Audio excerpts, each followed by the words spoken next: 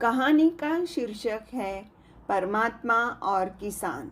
इस कहानी में एक उदास किसान ने परमात्मा से अपनी एक ख्वाहिश बताई और परमात्मा ने उसकी ख्वाहिश पूरी भी की। फिर भी वह किसान उदास ही रह गया। उस पर परमात्मा ने उसे जो बात कही वह आज के संघर्षमय जीवन के लिए भी जरूरी है। तो चलो सुनते हैं वह बात इस कहानी परमात्मा और किसान में। एक बार एक किसान परमात्मा से बड़ा नाराज हो गया। कभी बाढ़ आ जाए, कभी सूखा पड़ जाए, कभी धूप बहुत तेज हो जाए तो कभी ओले पड़ जाए। हर बार कुछ ना कुछ कारण से उसकी फसल थोड़ी खराब हो जाए। एक दिन बड़ा तंग आकर उसने परमात्मा से कहा, देखिए प्रभु, आप परमात्मा हैं, लेकिन लगता है आपको खेतीबाड़ी की ज़्यादा जानकारी नहीं है। एक प्रार्थना है कि एक साल मुझे मौका दीजिए, जैसा मैं चाहूँ वैसा मौसम हो, फिर आप देखना मैं कैसे अन्न के भंडार भर दूंगा।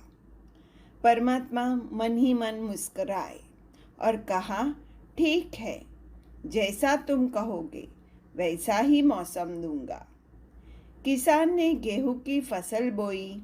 जब धूप चाही तब धूप मिली, जब पानी तब पानी। तेज धूप, ओले, बाढ़, आंधी तो उसने आने ही नहीं दी। समय के साथ फसल बढ़ी और किसान की खुशी भी, क्योंकि ऐसी फसल तो आज तक नहीं हुई थी। किसान ने मन ही मन सोचा, अब पता चलेगा परमात्मा को कि फसल कैसे करते हैं।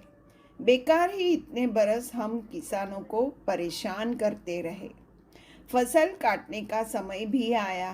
किसान बड़े गर्व से फसल काटने गया, लेकिन जैसे ही फसल काटने लगा, एकदम से छाती पर हाथ रखकर बैठ गया।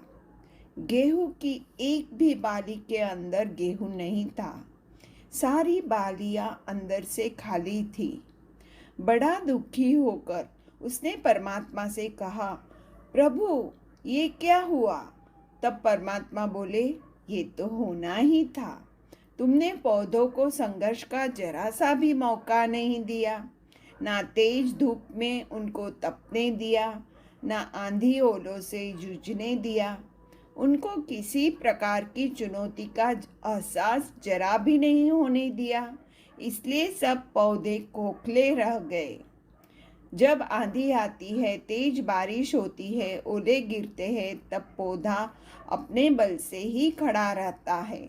वो अपना अस्तित्व बचाने का संघर्ष करता है और इस संघर्ष से जो बल पैदा होता है वही उसे शक्ति देता है, ऊर्जा देता है, उसकी जीवटता को उभारता है।